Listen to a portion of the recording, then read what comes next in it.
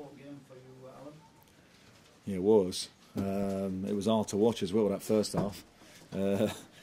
Burnley closed the game down. They don't want you to open the pitch up, and you have to certainly take more risks than we did in that first half, because there's a reward if you take risks. But the pitch was tricky, and I wouldn't have said that if we'd lost, but it was really quick, nicing up, and so I brought some extra technical play on, and we took real risks second half, and we got our reward for it. And sometimes, particularly in the Premier League, you have to take risks. Whatever you said to them at half-time seemed to work. What was that particularly, just to take more risks? I wasn't angry, because I just felt that we had lost our verve to get on the ball and to put people under pressure in terms of the goalie playing to the back four, for example. And once we did that, I think the first bit of play was a real risky bit of play from us.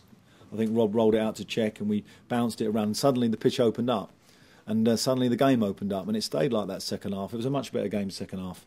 I was pleased to see our fans had stayed for the second half, and because the last 20 minutes of the first half was tough to watch. In terms of the starting 11, you got a few of the guys who were 50-50. That must have been quite encouraging. Sorry. Jan Martin Williamson and Hadara. Yeah, we were sweating really in the warm-up whether a bit of news was going to come in, that one of them wasn't going to make it. Willow wasn't quite right, though, I didn't think, in his focus and everything today. He had a court appearance he had to do today, and so he wasn't really as good as he has been for us. But in that situation, that's when you need your experienced players, and Czech Tiote and Taylor made a difference second half. But the bigger difference was, of course, Cabela, who actually gave us some technical ability and produced a really great second half for us. And that's really good news, because we're waiting for him to come alive a little bit for us. It's been a slow burn, Remy, but tonight he changed the game a little bit. Could he start against Chelsea? Can he? Yeah. Yeah, of course. And hopefully we'll have one or two back. Obviously Jack and Musa will be back, nice and fresh.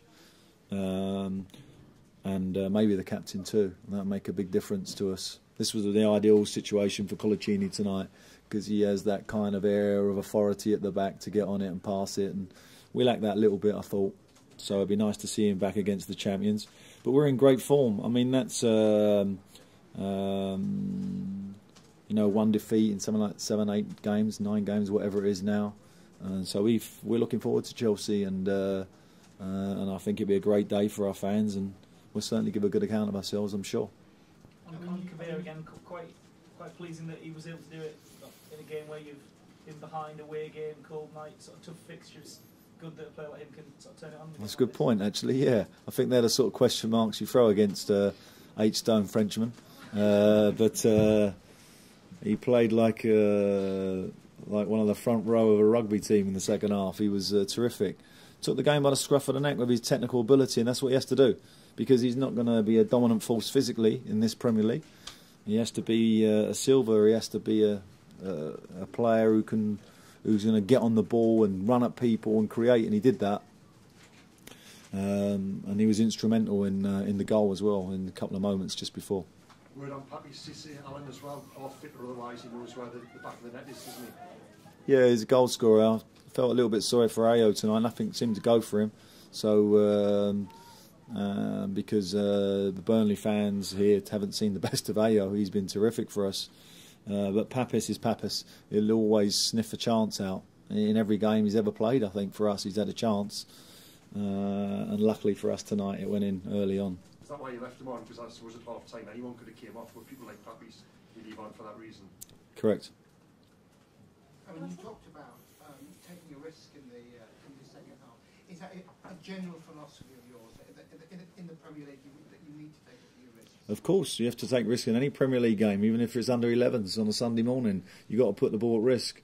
And we wasn't playing like a Newcastle team. We was playing Burnley's game. We're not going to beat Burnley at their game. Keeping the pitch tight, hooking things on, getting in behind you, I've not disrespecting that system. I've played it myself, and it works, and it's brilliant when you've got them sort of players, and you're coming up against technical teams. You can make it difficult.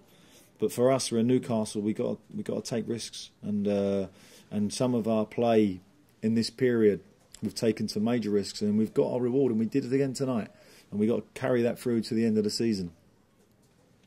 Thank you. Thank you. Cheers. Thank you.